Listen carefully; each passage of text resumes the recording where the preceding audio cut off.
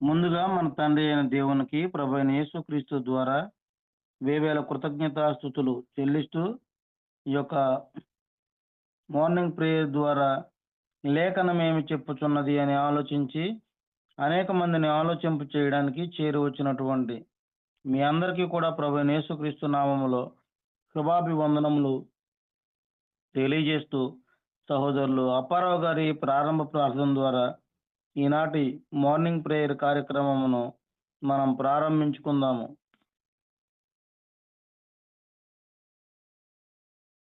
అనే speaker on చేయండి. తండ్రి అయిన దేవునికి కృతజ్ఞతలు చేరవచ్చిన మీ అందరికీ కూడా యేసుక్రీస్తు ప్రభు నామంలో ఈ ఉదయకాల వందనాలు శుభములు తెలియపరుచుకుంటున్నాం. లేఖనం ఏమి చెప్పుచున్నది అనే కార్యక్రమము ప్రార్థన ద్వారా ప్రారంభించుకున్నాం. అందరూ తలలు వంచుకుంటే ప్రార్థన. సర్వశక్తివంతుడవు, మహోన్నతుడవు, మహాగణుడవు, పరిశుద్ధుడు అయిన తండ్రి, మీ ఘనమైన నామమునకు కృతజ్ఞతలు, స్తుతులు, స్తోత్రాలు చెల్లించుకుంటున్నాం. భూమి ఆకాశములకు అధిపతి అయిన దేవ, సర్వలోకములో ఉన్న ప్రజలందరి కొరకు ప్రార్థిస్తున్నాం. ప్రతి ఒక్కరిని మీరు దీవించి ఆశీర్వదించి ఈ ఉదయ కాలమందునైన శుభములు అనుగ్రహించమని వేడుకుంటున్నాం. ఫోన్ కాంటాక్ట్ ద్వారా మమ్మల్ని సమకూర్చి లేఖనాన్ని చదువుకోవటానికి తండ్రి మీ నామమును మేము ప్రార్థించుకొనుటకు మీరు మా ఎడల చూపించినటువంటి గొప్ప ప్రేమను బట్టి దయను బట్టి మీకు ప్రత్యేకంగా కృతజ్ఞతాస్తుతులు చెల్లిస్తున్నాం. ఈ సమయంలో చేరి వచ్చినటువంటి నాయన సేవకులను పిల్లలను దీవించి ఆశీర్వదించమని ప్రార్థిస్తున్నాం. రాలేని వారికి నాయన రాగలిగినటువంటి నాయన ఆరోగ్యంనిచ్చి సకాలంలో నడిపించమని ప్రార్థిస్తున్నాం. తండ్రి వాక్యాన్ని బోధించడానికి సిద్ధంగా ఉన్నటువంటి నాయన సేవకులు మీ కుమారులు తండ్రి దేవకిరణ్ గారిని బట్టి అనిల్ బాబును బట్టి ప్రత్యేకంగా ప్రార్థిస్తున్నాం. వారికి సంపూర్ణమైన ఆయుర ఆరోగ్యములు ఇచ్చి జ్ఞాన వివేకములు ఇచ్చిన ఆయన చక్కగా బోధించగలిగిన సామర్థ్యాన్ని ఇచ్చి మీరే ఘనత పొందమని మహిమ పొందమని ప్రార్థిస్తున్నాం.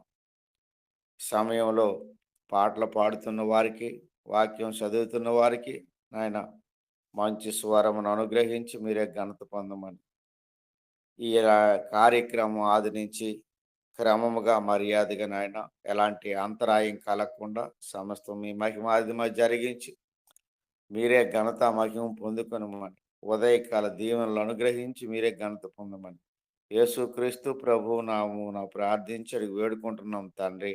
ఆమేన్. వందనాలండి అందరికీ.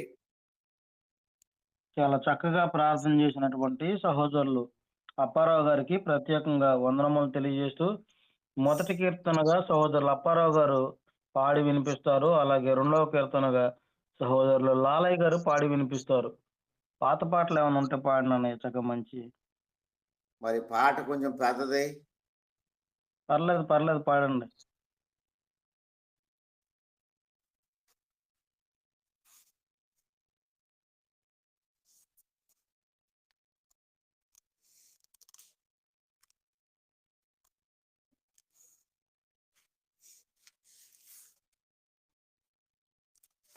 ఓ సోదరా, ఓ సోదరి, యేసే నిన్ను నన్ను పిలుచుచున్నాడు. నిదురమాను మగత వీడు, కన్ను వెప్పి కలయి జోడు, కన్ను వెప్పి కలయు జోడు. యెరూషలేము గుమ్మములో కాలిపోతున్నవి, ప్రాకారపు గోడలో కూలిపోతున్నవి. ప్రార్థనాయుధముతో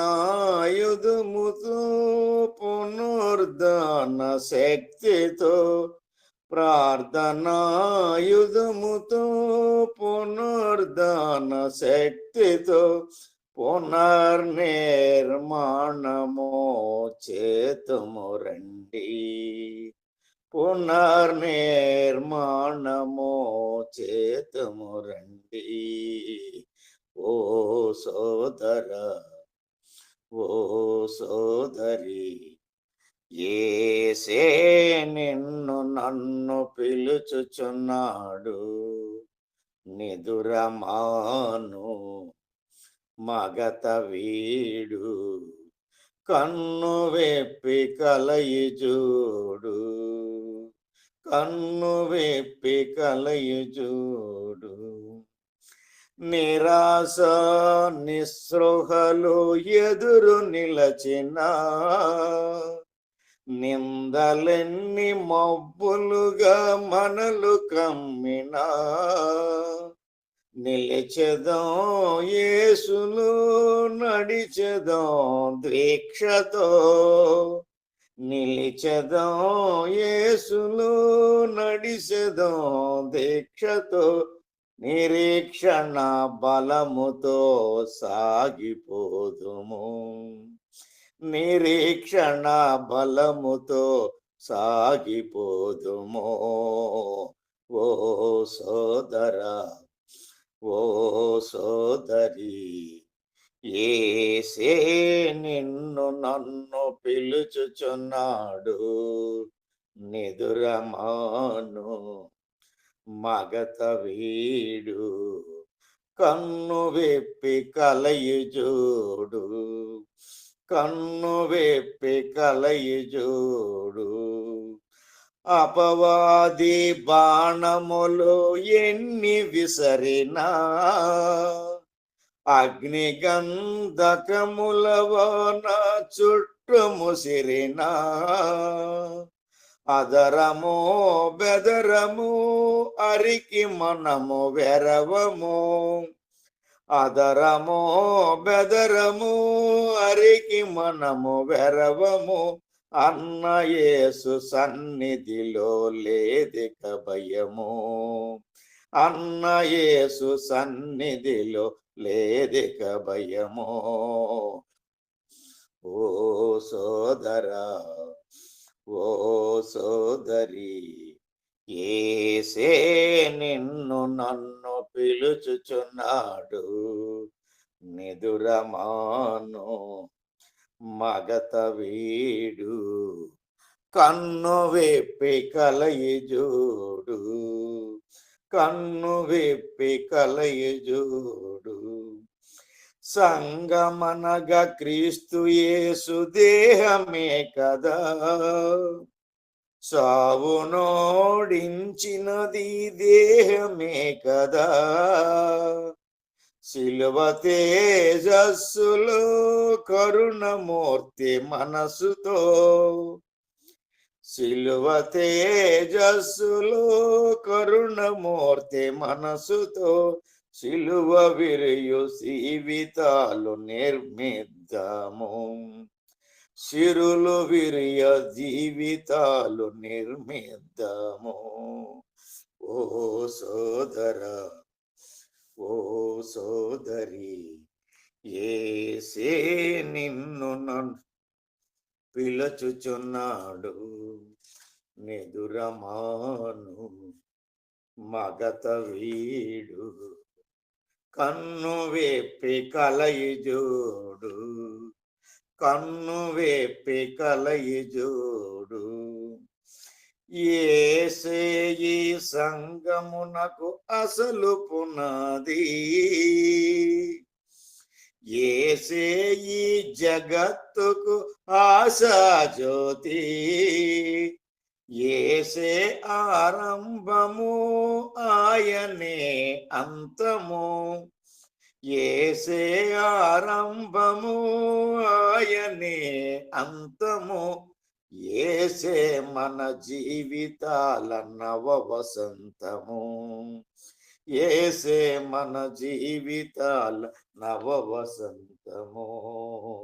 ఓ సోదరా, ఓ సోదరి, యేసే నిన్ను నన్ను పిలుచుచున్నాడు. నిదురమాను, మగత వీడు, కన్ను వెప్పి కలయి జోడు, కన్ను వెప్పి కలయి జోడు. సాక్ష్యమిచ్చు సంగమే జీవించే సంగమో, జీవించే సంగమే సాక్ష్యమిచ్చు సంగమో. సాక్ష్యము విశ్వాసము ముఖ్యము సావాసము, సాక్ష్యము విశ్వాసము ముఖ్యము సావాసము. సిలువ సలువ పందిరిలో వర్ధిల్లెదము, సిలువ సలువ పందిరిలో వర్ధిల్లాలి. ఓ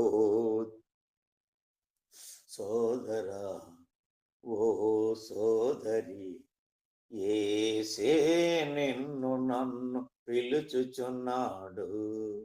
నిదురమాను మగత వీడు, కన్ను వెప్పి కలయి జోడు, కన్ను వెప్పి కలయి జోడు. విజయమంత నిజముగా యేసు ప్రభునుదే, కుజనుడైన సాతాను ఓడిపోయిలే. సృజనాత్మక శక్తితో సిలువ త్యాగ పూర్తితో, సృజనాత్మక శక్తితో సిలువ త్యాగ స్ఫూర్తితో స్వార్థరహిత సేవను సాగిద్దాము, స్వార్థరహిత సేవను సాగిద్దాము. ఓ సోదర, ఓ సోదరి, యేసే నిన్ను నన్ను పిలుచుచున్నాడు. నిదురమాను మగత వీడు, కన్ను వెప్పి కలయి జోడు, కన్ను వెప్పి కలయి జోడు. శాంతి ధ్వజము మన ముందు నడుచుచుండగా,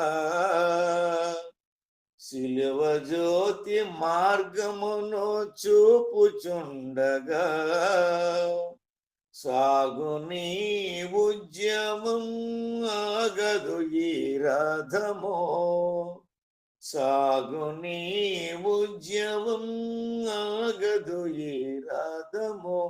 స్వామి యేసు సామ్రాజ్యం నిలుచును నిరతం, స్వామి యేసు సామ్రాజ్యం నిలుచును నిరతం. ఓ సోదరా, ఓ సోదరి, యేసే నిన్ను నన్ను పిలుచుచున్నాడు. నిదురమాను మగత వీడు, కన్ను వెప్పి కలయి జోడు, కన్ను వెప్పి కలయి జోడు. వందనాలండి.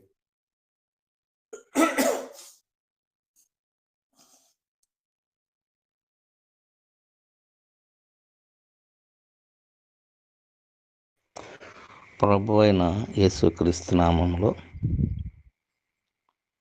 కూడి వచ్చినటువంటి సహోదరులందరికీ కూడా వందనాలు తెలియజేస్తూ ఉన్నాను. అలాగే చక్కని పాట పాడి దేవుని మహిమపరిచిన అప్పారావు గారికి వందనాలు. దేవుని మహిమార్థమై పాట పాడుకున్నాం. యేసుని నామామృతముమా ఎంతో రుచియయ్యా, దేవా యేసుని నామామృతముమా ఎంతో రుచియయ్యా,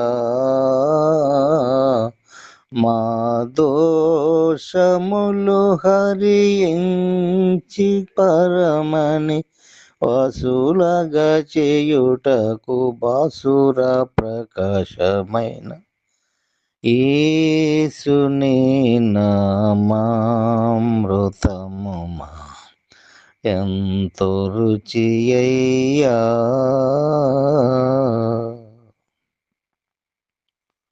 వేడుకలరగ కూడి నిన్నుగొని యాడువారికి దేవ వేడుకలరగ కూడి నిన్ను కొను యాడువారికి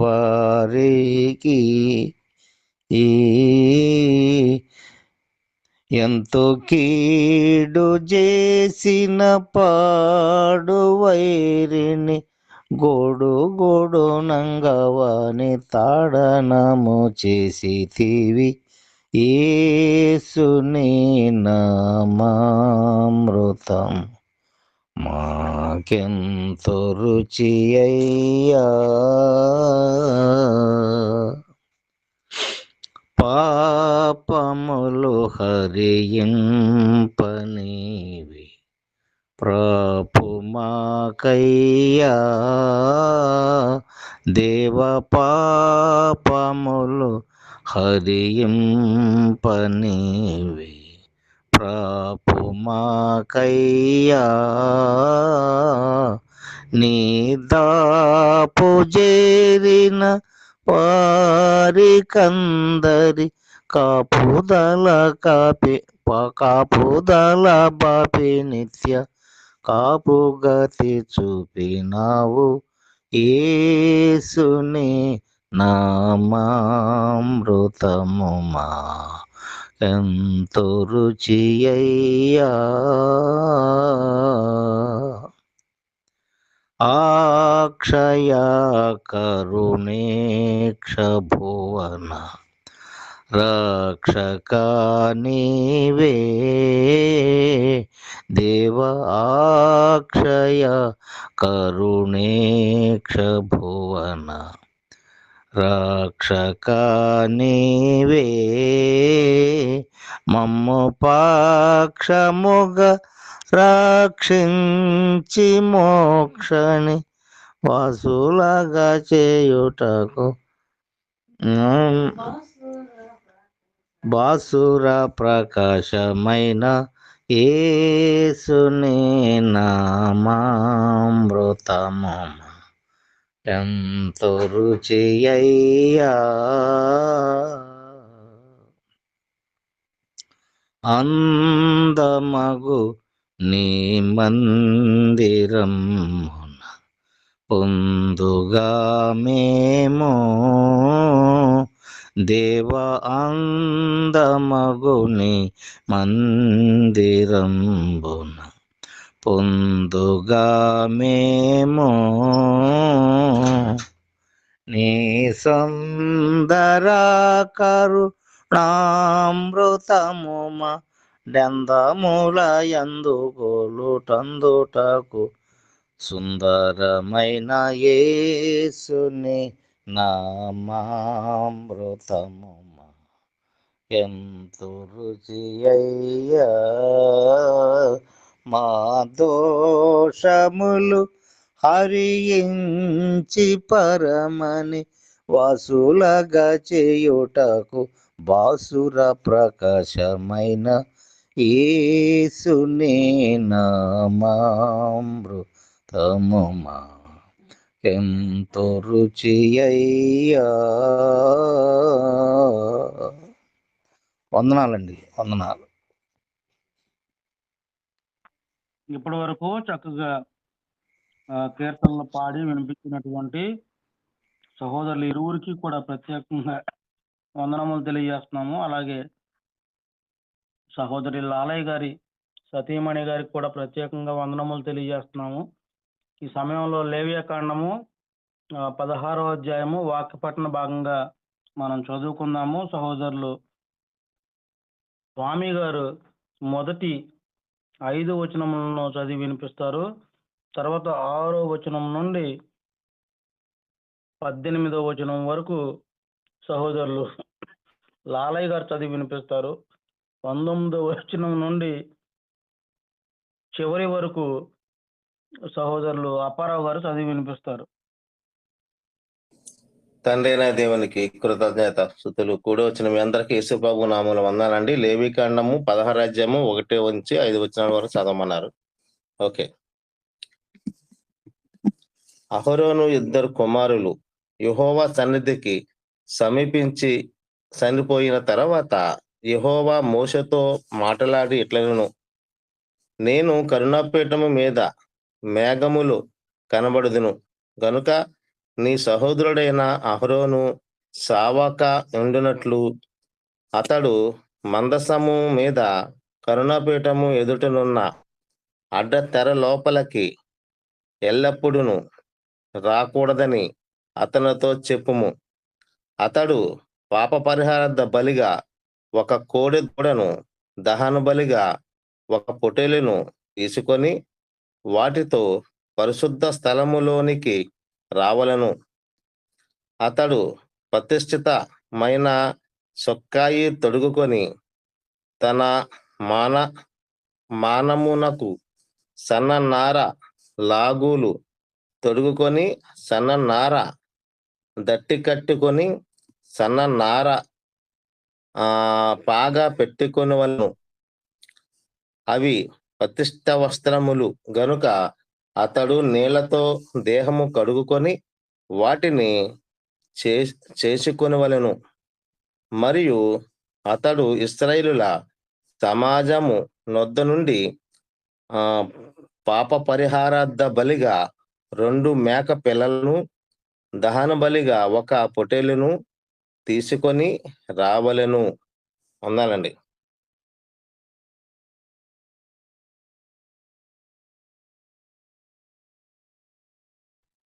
లాలయ్య గారు వందనాలు. ఏ వచనం? 16 అధ్యాయము ఎన్నో వచనం నాన్న? నేను చదివి చూడలేదు. 6వ వచనం నుండి 6వ వచనం నుంచి వందనాలు. 20వ వచనం వరకు చదవండి. అట్లాగా 6వ వచనం 20. 7వ వచనం దగ్గర నుంచి ప్రారంభిస్తున్నాను. ఆ 2 మేక పిల్లలను తీసుకొని వచ్చి ప్రత్యక్షపు గుడారము యొక్క ద్వారమునొద్ద యెహోవా సన్నిధిని వాటిని ఉంచవలెను. అప్పుడు అహరోను యెహోవా పేరిట ఒక చీటిని, విడిచిపెట్టే మేక పేరిట ఒక చీటిని ఆ 2 మేకల మీద 2 చీట్లను వేయవలెను. ఏ మేక మీద యెహోవా పేరిట చీటీ పడునో ఆ మేకను అహరోను తీసుకొని వచ్చి పాప పరిహారార్థ బలిగా అర్పింపవలెను. ఏ మేక మీద విడిచిపెట్టుట అనే చీటీ పడునో దాని వలన ప్రాయశ్చిత్తము కలుగునట్లు దానిని అరణ్యములో విడిచిపెట్టుటకై యెహోవా సన్నిధిని దానిని ప్రాణముతోనే ఉంచవలెను. అప్పుడు అహరోను పాప పరిహారార్థ బలియగు ఆ కోడెను తీసుకొని వచ్చి తన నిమిత్తమును తన ఇంటి వారి నిమిత్తమును ప్రాయశ్చిత్తము చేసుకొనవలెను. తరువాత అతడు తన కొరకు తాను అర్పించు పాప పరిహారార్థ బలియగు కోడెను వధించి యెహోవా సన్నిధినున్న ధూపపీఠపు మీద నుండి ధూపార్తెడు నిప్పులను తన పిడికెళ్లతో పరిమళ ధూప ద్రవ్యమును తీసుకొని అడ్డతెరలోనికి వాటిని తెచ్చి తాను చావకునున్నట్లు ఆ ధూపము మేఘము వలె శాసనముల మీదనున్న కరుణాపీఠమును కమ్ముటకు యెహోవా సన్నిధిని ఆ అగ్ని మీద ఆ ధూపద్రవ్యమును వేయవలెను. అప్పుడతడు ఆ కోడె రక్తములో కొంచెం తీసుకొని తూర్పు పక్కను కరుణాపీఠం మీద తన వ్రేలితో ప్రోక్షించి కరుణాపీఠము ఎదుట తన వ్రేలితో ఆ రక్తములో కొంచెము 7 మారులు ప్రోక్షించవలెను. అప్పుడతడు ప్రజలర్పించు పాప పరిహారార్థ బలియగు మేకను వధించి అడ్డుతెరలోనికి దాని రక్తమును తెచ్చి ఆ కోడి రక్తముతో చేసినట్లు తన రక్తముతో చేసి దీని రక్తముతో చేసి కరుణాపీఠం మీదను కరుణాపీఠం ఎదుటను దానిని ప్రోక్షింపవలెను. అట్లు అతడు ఇశ్రాయేలీయుల సమస్త పాపములను బట్టి, అనగా వారి అపవిత్రతను బట్టి, వారి అతిక్రమమును బట్టి పరిశుద్ధ స్థలమునకు ప్రాయశ్చిత్తము చేయవలెను. ప్రత్యక్షపు గుడారము వారి మధ్య ఉండుట వలన వారి అపవిత్రతను బట్టి అది అపవిత్రమగుచుండును. కనుక అతడు దానికి ప్రాయశ్చిత్తము చేయవలెను. పరిశుద్ధ స్థలములో ప్రాయశ్చిత్తము చేయుటకు అతడు లోపలికి పోవునప్పుడు అతడు తన నిమిత్తమును, తన ఇంటి వారి నిమిత్తమును, ఇశ్రాయేలీయుల సమస్త సమాజము నిమిత్తమును ప్రాయశ్చిత్తం చేసి బయటికి వచ్చు వరకు ఏ మనుష్యుడును ప్రత్యక్షపు గుడారములో ఉండరాదు. మరియు అతడు యెహోవా సన్నిధినున్న బలిపీఠమునొద్దకు పోయి దానికి ప్రాయశ్చిత్తము చేయవలెను. అతడు ఆ కోడె రక్తములో కొంచెమును, ఆ మేక రక్తములో కొంచెమును తీసుకొని బలిపీఠపు కొమ్ముల మీద చిమిరి 7 మారులు తన వ్రేలితో ఆ రక్తములో కొంచెము దాని మీద ప్రోక్షించి దాన్ని పవిత్రపరచి ఇశ్రాయేలీయుల అపవిత్రతను పోగొట్టి దానిని పరిశుద్ధపరచవలెను. అతడు పరిశుద్ధ స్థలమునకు, ప్రత్యక్షపు గుడారమునకు, బలిపీఠమునకును ప్రాయశ్చిత్తము చేసి చాలించిన తరువాత ఆ జీవ విషయమై ఆ సజీవమైన మేకను దగ్గరకు తీసుకొని రావలెను. వందనాలండి. వందనాలు నాన్న, వందనాలు. 20వ అధ్యాయం 20వ వచనం అన్నావుగా. వందనాలండి అందరికీ. అప్పుడు అహరోను సజీవమైన ఆ మేక తల మీద తన 2 చేతులు ఉంచి ఇశ్రాయేలు పాపములన్నీయు, అనగా వారి దోషములన్నీయు, వారి అతిక్రమములన్నీయు దాని మీద ఒప్పుకొని ఆ మేక తల మీద వాటిని మోపి తగిన మనుషుని చేత అరణ్యములోనికి దాన్ని పంపవలను. ఆ మేక వారి దోషములన్నిటినీ ఎడారి దేశమునకు భరించి పోవును. అతడు అరణ్యములో ఆ మేకను విడిచిపెట్టవలను. అప్పుడు అహరోను ప్రత్యక్షపు గుడారములోనికి వచ్చి తాను పరిశుద్ధ స్థలములోనికి వెళ్ళినప్పుడు తాను చేసుకొనిన నార బట్టలను తీసి అక్కడ వాటిని ఉంచి ఆ పరిశుద్ధ స్థలములో దేహమును నీళ్లతో కడుగుకొని బట్టలు తిరిగి ధరించుకొని బయటికి వచ్చి తన కొరకు దహన బలి, ప్రజల కొరకు దహన బలిని అర్పించి తన నిమిత్తమును ప్రజలందరి నిమిత్తమును ప్రాయశ్చిత్తము చేయవలెను. పాప పరిహారార్థ బలి పశువు యొక్క కొవ్వును బలిపీఠము మీద దహింపవలెను. విడిచిపెట్టే మేకను వదిలిన నాడు తన బట్టలు ఉదుగుకొని నీళ్లతో దేహము కడుగుకొని తర్వాత పాలెములోనికి రావలెను. పరిశుద్ధ స్థలములో ప్రాయశ్చిత్తము చేయుటకు వేటి రక్తము దాని లోపలికి తేబడునో, పాప పరిహారార్థ బలియగు ఆ కోడెను ఆ మేకను ఒకడు పాలెము వెలుపలికి తీసుకొని పోవలను. వాటి చర్మములను, వాటి మాంసమును, వాటి మలమును అగ్నితో కాల్చివేయవలను. వాటిని కాల్చివేసిన వాడు తన బట్టలు ఉదుగుకొని నీళ్లతో దేహమును కడుక్కొని తర్వాత పాలెములోనికి రావలను. ఇది మీకు నిత్యమైన కట్టడ. స్వదేశులు గాని మీ మధ్య నుండు పరదేశులు గాని మీరందరూ 7వ నెల 10వ నాడు ఏ పని అయిననో చేయక మిమ్మును మీరు దుఃఖపరుచుకొనవలెను. ఏలయనగా మీరు యెహోవా సన్నిధిని మీ సమస్త పాపముల నుండి పవిత్రులగునట్లు ఆ దినమున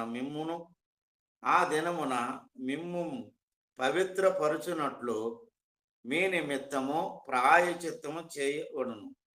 అది మీకు మహా విశ్రాంతి దినము. మిమ్మును మీరు దుఃఖపరుచుకొనవలెను. ఇది నిత్యమైన కట్టడ.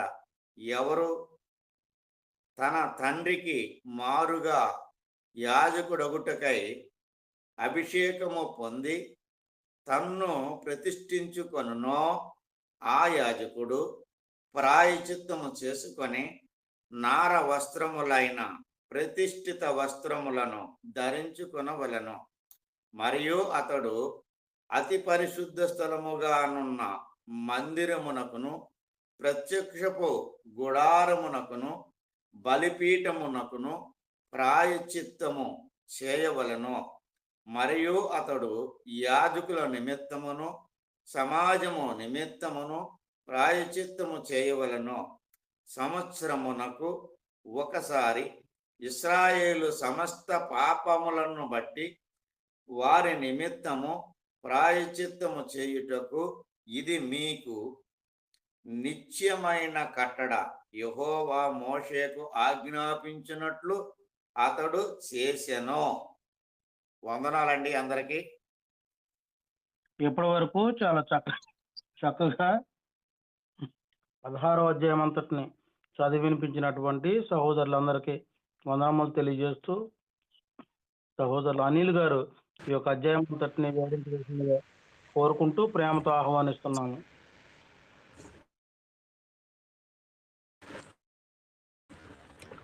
తండ్రి అయిన దేవునికి కృతజ్ఞతాస్తుతులు. కూడి వచ్చిన సహోదరి సహోదరులందరికీ కూడా మన ప్రభువును రక్షకుడునైన యేసుక్రీస్తు నామమున వందనాలు తెలియజేస్తూ ఉన్నాను. ప్రియ సహోదరులారా, దేవుని యొక్క మహాకృపను బట్టి ఈరోజు మనం అందరము కలుసుకోవడము, లేవికాండము 16వ అధ్యాయాన్ని చదవడం చాలా సంతోషకరమైన విషయం. ఈ 16వ అధ్యాయంలో ప్రాయచిత్త దినము కొరకు కొన్ని ఆచారాలను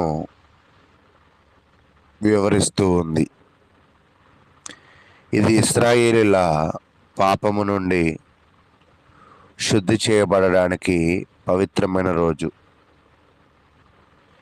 దీనిని ప్రధాన యాజకుడు అహరోను మాత్రమే అతి పవిత్ర స్థలములోకి ప్రవేశించాలి. కరుణాపీఠంపై రక్తాన్ని చల్లాలి.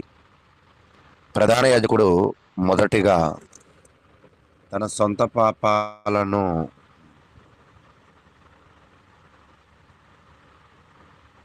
కొరకు ఒక ఎద్దును అర్పించాలి.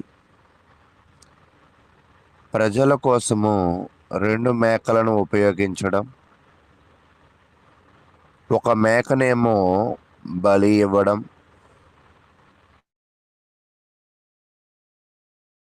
మరొకటి పాపాలను అరణ్యంలోనికి మోసుకు వెళ్ళే బలి పశువుగా విడిచిపెట్టడం, మరియు పాపభరితమైన ప్రజలు తన సన్నిధిలో జీవించడానికి దేవుడు చేసిన ఏర్పాటు సూచించే వివరణలను ఇక్కడ తెలియజేస్తూ ఉన్నాడు. కాబట్టి ఈ అధ్యాయం అంతా కూడా ఇప్పుడు మనం చెప్పుకున్న విషయాల గురించి తెలియజేయబడుతుంది. దీనిలో కీలకమైన ఆచారాలు మరియు భాగాల గురించి మనం చదువుకుందాం. ముందుగా తయారీ. అహరోను స్నానము చేసి ప్రత్యేకమైన నార వస్త్రాలు ధరించి తన పాపాలకు మరియు యాజకత్వ శుద్ధికి ఒక ఎద్దును అర్పించాలి.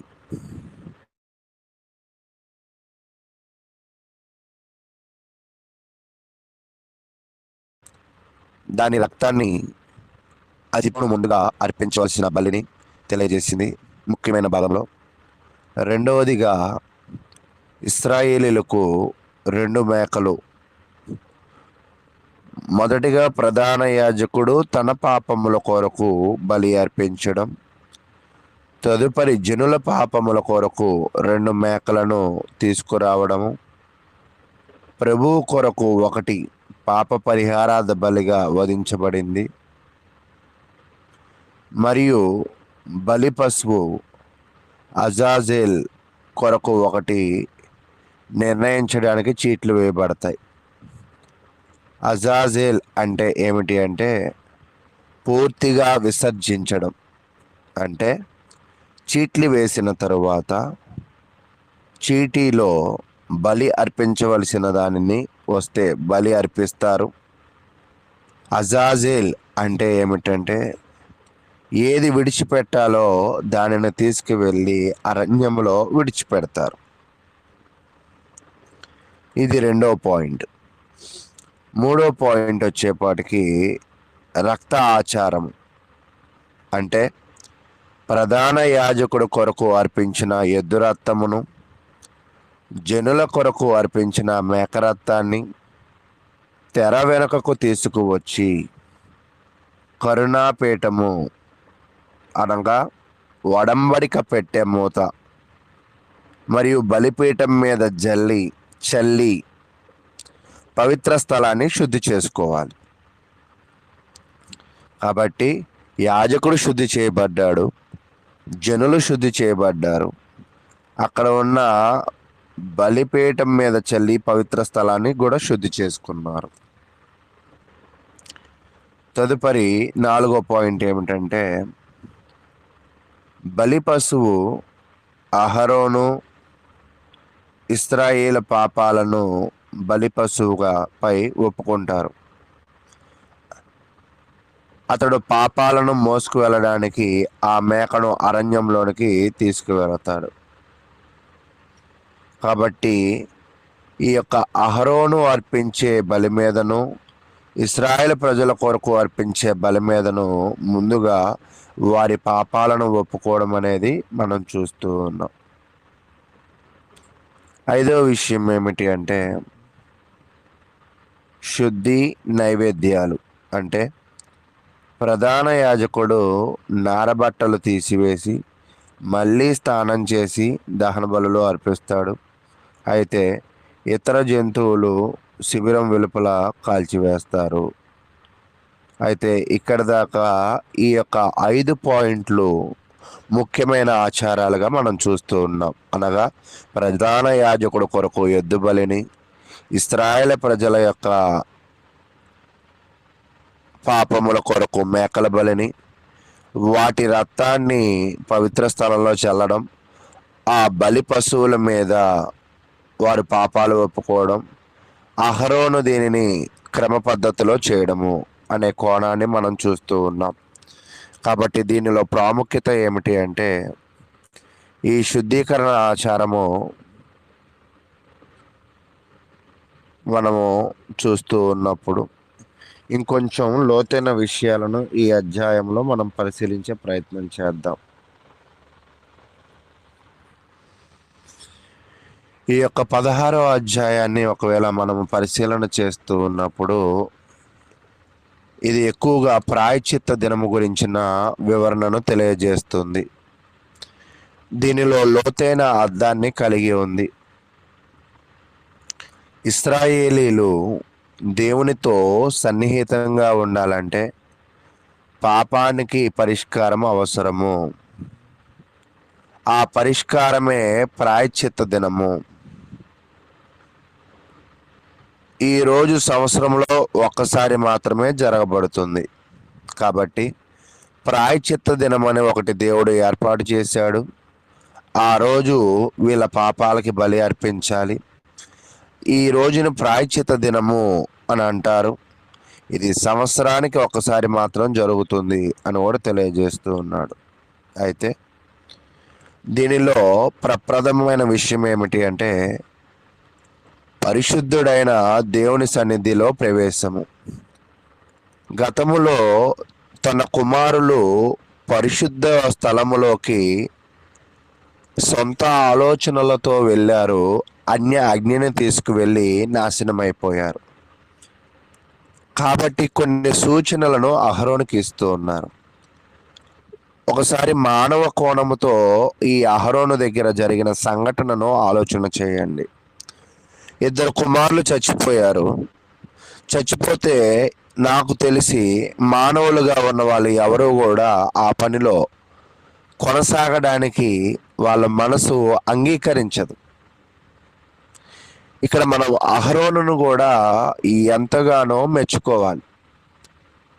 మన జీవితంలో కూడా ఏదైనా స్థానిక సంఘంలో చిన్న అవమానం జరిగినా, చిన్న నష్టం జరిగినా, చిన్న కష్టం వచ్చినా మనము దానిని విడిచి వెళ్ళిపోతూ ఉంటాం.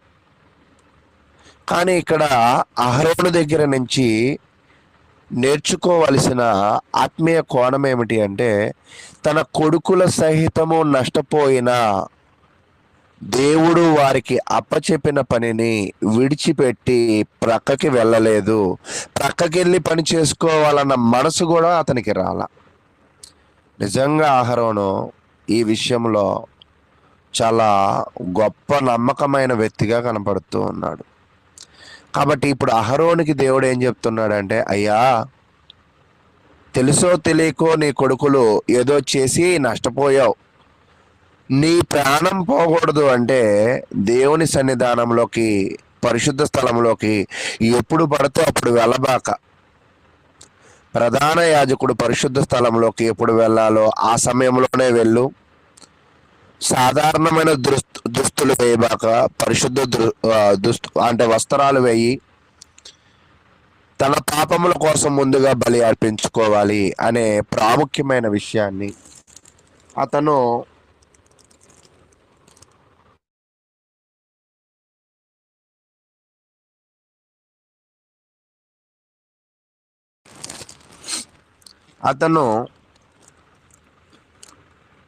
మరణించకూడదు అంటే పరిశుద్ధత కలిగి ఉండాలి, పరిశుద్ధ వస్త్రాలు కలిగి ఉండాలి.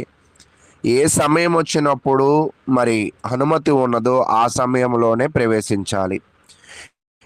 ఇక్కడ బోధ ఏమిటి అంటే, దేవుని సన్నిధికి రావాలి అంటే పరిశుద్ధత ఎంతగానో అవసరం. ఈరోజు మనం దేవుని సన్నిధికి వెళ్ళాలంటే మనమేమనుకుంటామంటే బైబిల్ ఉండాలి, పాటల పుస్తకం ఉండాలి, కానుకలు ఉండాలనుకుంటాం. కానీ వీటన్నిటికన్నా ముందుగా వినయము ఉండాలి, శుద్ధి ఉండాలి, పశ్చాత్తాపము ఉండాలి. అంటే ఈ వినయము, ఈ శుద్ధి, ఈ పశ్చాత్తాపం దేనిని సూచిస్తుందంటే మనము పరిశుద్ధతను చూపిస్తూ ఉంది. తర్వాత రెండవ విషయం ఏంటంటే పాప పరిష్కారము. 2 మేకలు. ఇక్కడ ఒక 2 మేకలను తీసుకువచ్చారు. ఒక మేకనేమో బలి అర్పిస్తారు. బలి అర్పించిన మేక దాని యొక్క రక్తమును పరిశుద్ధ స్థలంలో చల్లబడుతుంది. పాపానికి మరణము అవసరము అనే సూచన. రెండో మేకను ఏమన్నాడంటే అజాజేల్ మేక అని అన్నాడు. ప్రజల పాపాలు మేక మీద ఒప్పించారు, అరణ్యంలో పంపారు.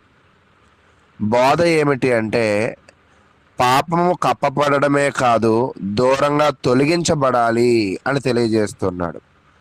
పాపానికి మరణము ఉంది, ఆ పాపము దూరంగా మనం ఉండాలి అనే 2 కోణాలలో ఈ విషయాన్ని తెలియజేస్తూ ఉన్నాడు. కాబట్టి ప్రియ సహోదరులారా, ఒక వాక్యం ఉంది, తూర్పు పడమరల మధ్య ఎంత దూరమో అంత దూరముగా మన పాపములను తొలగించాడు. మనం కూడా దేవ సంస్కృతి చేయవే మనసా అనే కీర్తనలో ఈ మాట మాట్లాడుతూ ఉంటాం. కాబట్టి ఈరోజు మన పాపములను దేవుడు దూరపరిచాడు. మన పాపముల కొరకు చిత్తము కూడా ఆయనే చేశాడు తన కుమారుని పంపించి అని దీనిలో అర్థాన్ని మనము చూసుకోవాలి. తర్వాత ఇది సంపూర్ణ అంటే ఇప్పటిదాకా ప్రాయశ్చిత్తాలు సంవత్సరానికి ఒకసారి చూసాం, ప్రతి సంవత్సరము కూడా వాళ్ళు చేయాలి. కానీ సంపూర్ణమైన ప్రాయశ్చిత్తం కూడా దేవుడు ఇచ్చాడు. అది ఎక్కడ తెలుస్తుంది అంటే హెబ్రీలు రాసిన పత్రిక 9వ అధ్యాయంలో తెలుస్తుంది. యేసు సంవత్సరానికి ఒక్కసారి కాదు కానీ ఒకేసారి తన రక్తముతో ప్రాయశ్చిత్తం చేశాడు. ఆయన యాజకుడు కూడా, ఆ యాజకుడే బలి అయ్యాడు. కాబట్టి ప్రియ సహోదరులారా, మనం ఇక్కడ నేర్చుకోవాల్సిన విషయం ఏంటంటే, సంవత్సరానికి ఒకసారి ప్రాయశ్చిత్తం గొర్రెల ద్వారా వస్తే సంపూర్ణమైన ప్రాయశ్చిత్తము యేసుక్రీస్తు ద్వారా వచ్చిందనేది విషయాన్ని మనం గ్రహించుకోవాలి. తర్వాత మీ అందరికీ కూడా గ్రూపులో ఒక పట్టికను పెట్టాను స్క్రీన్ షాట్ ద్వారా, దానిని ఒకసారి చూసే ప్రయత్నం చూడండి. దీనిలో ఒక అర్థవంతమైన విషయాన్ని చూద్దాం. విషయం ఏమిటి అంటే, పరిశుద్ధ స్థలంలో ప్రవేశం. ఆత్మీయ అర్థం ఏమిటంటే, దేవుడు పరిశుద్ధుడు కాబట్టి ఆ స్థలంలో ప్రవేశించినప్పుడు నిర్లక్ష్యంగా రాకూడదు. యేసుక్రీస్తు కూడా ధైర్యముగా దేవుని సన్నిధానంలో ప్రవేశం చేశాడు. ఎందుకంటే కింద చెప్తూ ఉన్నాడు, ఆయన పరిశుద్ధుడు కాబట్టి. తర్వాత మూడోది, తన పాపముల కోసం బలి. యాజకుడు ముందుగా తన పాపముల కోసం బలి ఇచ్చాడు.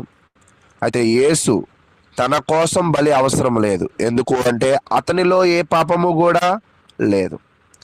తర్వాత 2 మేకలను ఎంపిక చేసుకున్నారు. పాపానికి పరిష్కారము గొర్రెలలో మొదట చూపించాడు. యేసు ఒకే సంపూర్ణ పరిష్కారం. సంవత్సరానికి ఒక్కసారి కాదు కానీ, అంటే పూర్తి పరిష్కారాన్ని క్రీస్తు ద్వారా మనకి లభించింది.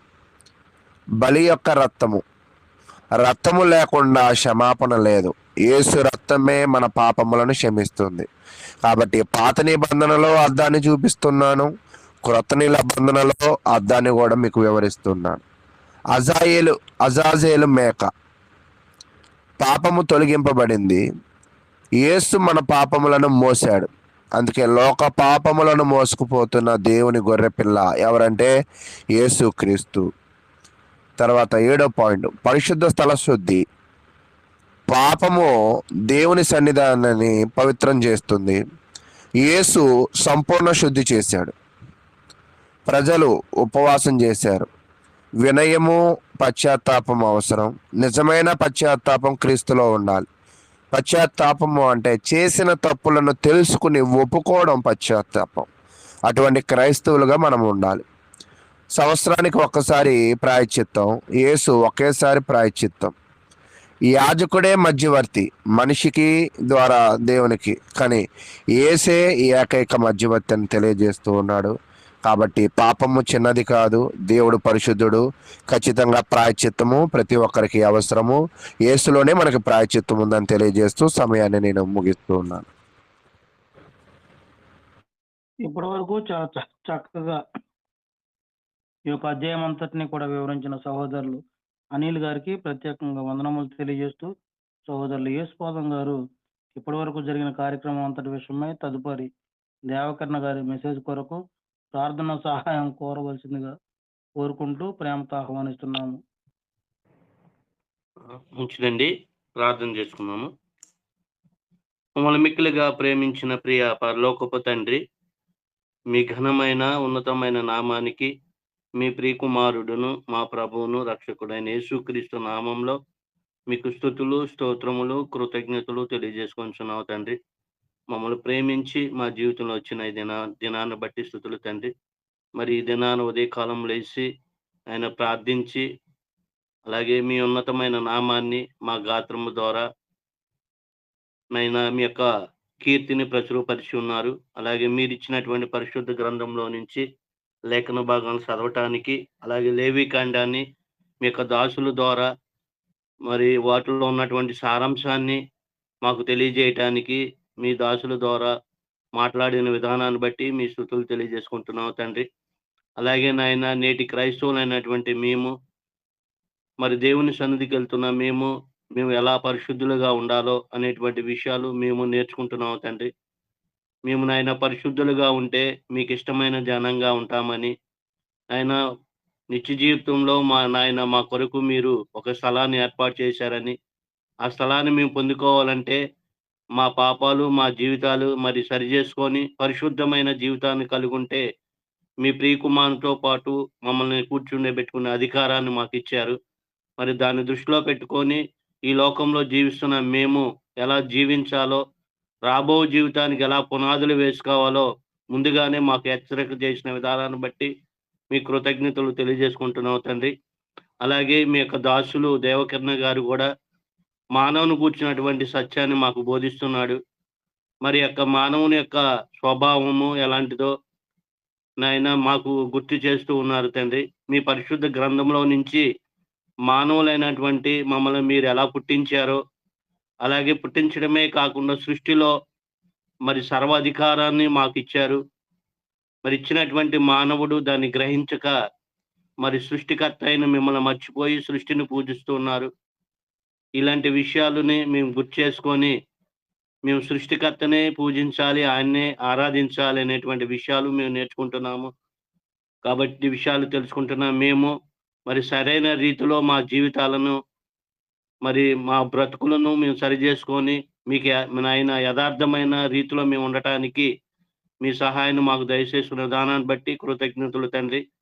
అలాగే మరి ఈరోజు ఏమైతే మీ పిల్లలమైన మా మధ్యకి మీ దాసులు సమాచారాన్ని తీసుకొస్తున్నారో ఆ సమాచారాన్ని స్పష్టంగా మీ బిడ్డలకు అర్థమయ్యే రీతిలో బోధించే సామర్థ్యాన్ని మీ దాసులకి మరింత దయచేయమని కోరుకుంటూ, వినగలిగినటువంటి చెవులు గ్రహించేటువంటి మనసును మాకును దయచేయమని కోరుకుంటూ, ఈ మనవులు మీ ప్రియకుమారుడును మా ప్రభువును రక్షకుడైన యేసుక్రీస్తు నామంలో ఈ మనవులన్నీ అడిగి వేడుకొంచున్న ప్రియ పరలోకపు తండ్రి, ఆమేన్. ప్రార్థన చేసినటువంటి సహోదరులు యేసుపాదం గారికి ప్రత్యేకంగా వందనములు తెలియజేస్తున్నామండి. ఈ సమయంలో సహోదరులు దేవకర్ణ గారు వారికి ఇవ్వబడినటువంటి సమయం అంతటిని కూడా సంపూర్ణంగా వినియోగించుకుని దేవుని యొక్క వాక్యమును మనకు వినిపించాలని కోరుకుంటూ ప్రేమతో ఆహ్వానిస్తున్నాము.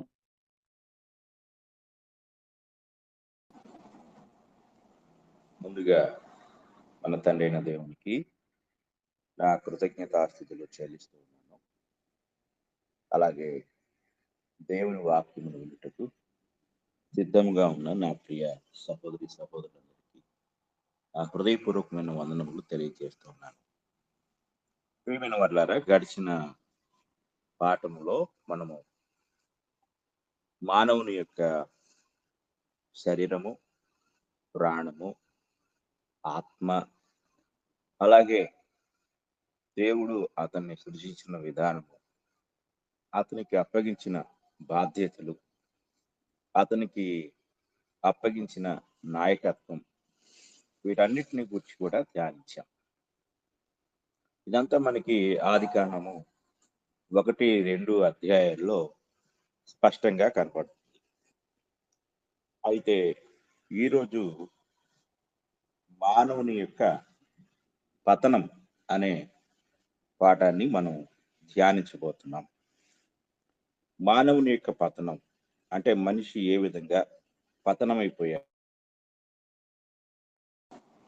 అతను ఏ విధంగా పాపంలో పడిపోయాడు అనే విషయాలు దేవుని వాక్యం నుండి నేటి పాఠంగా మనము ధ్యానిద్దాం. ఇక్కడ మొట్టమొదటిగా మనము ఒక వచనాన్ని చదువుకుందాం. రోమాపత్రిక 5వ అధ్యాయము 12వ వచనాన్ని మనం చదువుకుందాం. రోమాపత్రిక 5వ అధ్యాయము 12వ వచనం.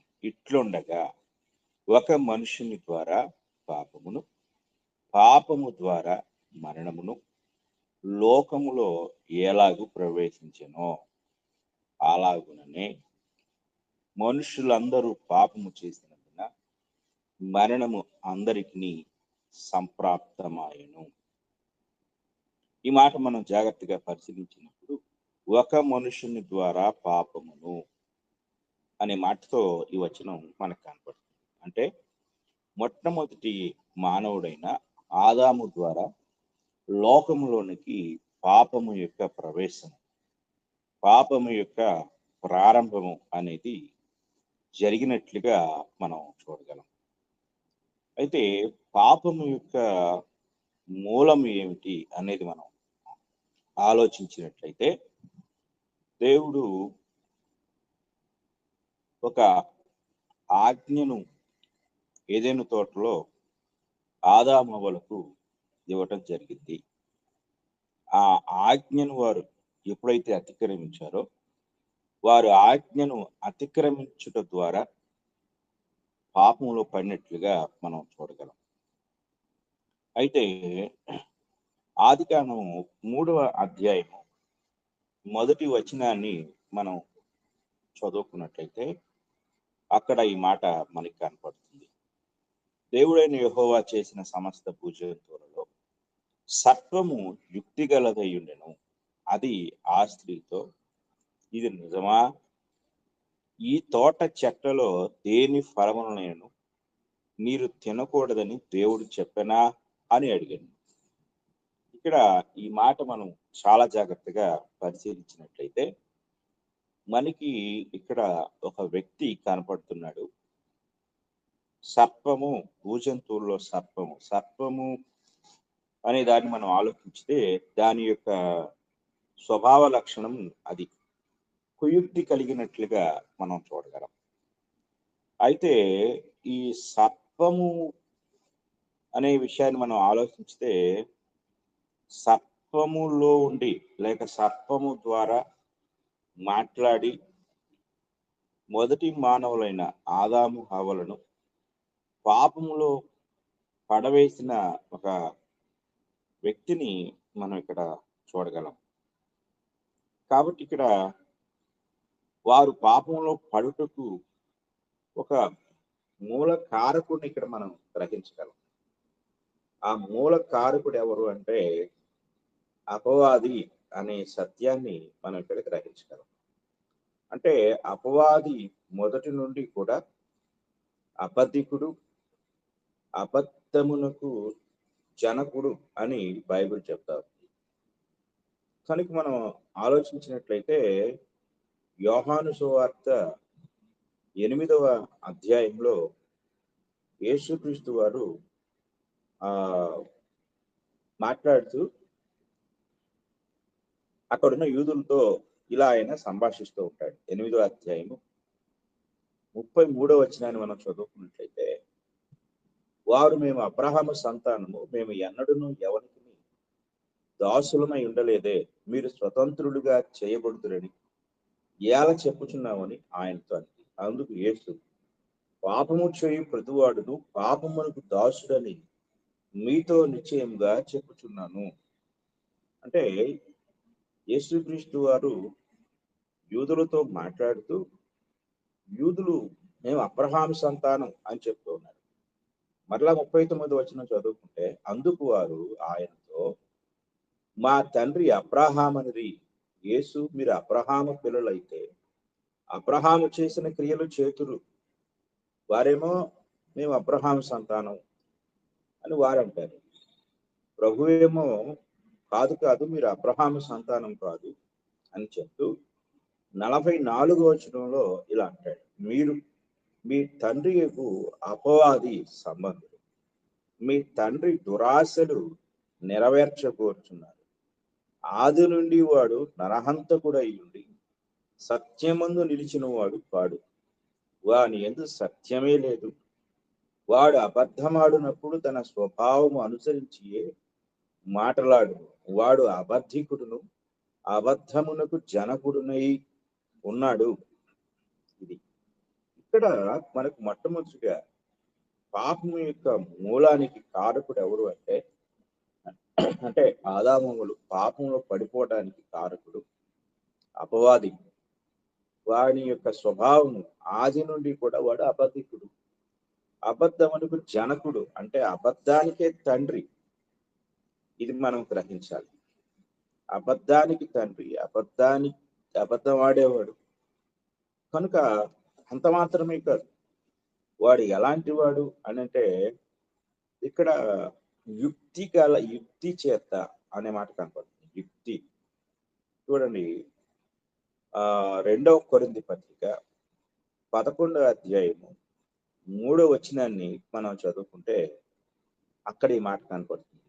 దేవుడు సర్పము తన కుయుక్తి చేత హవ్వను మోసపరిచినట్లు మీ మనస్సులు క్రీస్తు యందలి సరళత నుండి తప్పిపోనేమోనని భయపడుతున్నాను అంటాడు పౌలు గారు. అంటే సర్పము కుయుక్తి చేత హవ్వను మోసపరిచింది.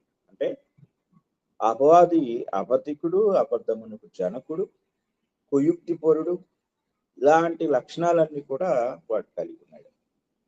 కనుక ఆదాము హవ్వలను పాపములు పడవేయటానికి మూల కారకుడు ఎవరంటే అపవాది.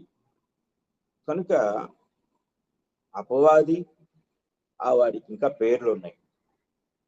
ఇక్కడ ఇంకొక విషయం చెప్తాను. అపవాదిని గురించి మాట్లాడేటప్పుడు అది అపవాది, అది ఇది అంటూ ఉంటారు. వాడు ఒక వ్యక్తే. కనుక ఒక వ్యక్తిని సంబోధించినట్లుగా సంబోధించాలి. కనుక ఆది నుండి వాడు యేసుప్రభు ఏమని సంబోధించాడు? వాడిని గురించి మాట్లాడుతూ ఈ యోహాను సువార్తలో ఆది నుండి వాడు ఆది నుండి వాడు నరహంతకుడు, హంతకురాలు, అది ఆది నుండి అది హంతకురాలు, ఆది నుండి నరహంతకురాలు అన్న అబద్ధ అంటే అలాంటి ఉచ్చారణ ప్రభు చేయలేదు. వాడు అన్నాడు. అది అబద్ధికుడు అనుకున్నాను. వాడు అంటే ఒక వ్యక్తిని గురించి మాట్లాడుతున్నాడు, మేల్ సెన్స్ లో మాట్లాడుతున్నాడు ప్రభు వారు. కనుక ఇక్కడ మనం అపవాదిని గురించి మాట్లాడేటప్పుడు అంటే ఇక్కడ వాడిని ఏదో పొగడాలని కాదు, కానీ వాడు ఎలాంటి వాడు అనేది తెలియాలి అంటే మనం సరి అయిన ఉచ్చారణ చేయాలి. చాలా మంది సరైన ఉచ్చారణ చేయకపోవడం ద్వారా అపవాదిని కూర్చిన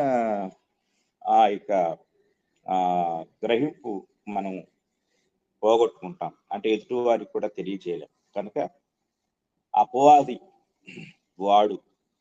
వాడు మోసగాడు, వాడు అబద్ధికుడు, వాడు అబద్ధమునకు జనకుడు. తర్వాత నేను ఇంకా అపవాదిని గురించి టాపిక్ ఉంటుంది, అందులో ఇంకా వివరంగా చెప్తాను. అంటే ఇక్కడ ఆదాము హవ్వలు ఇంకా ఇలాంటి పాపంలో పట్టడానికి మూల కారకుడు అపవాది. రెండో విషయం నేను చెప్తున్నాను, పాపము యొక్క స్వభావం.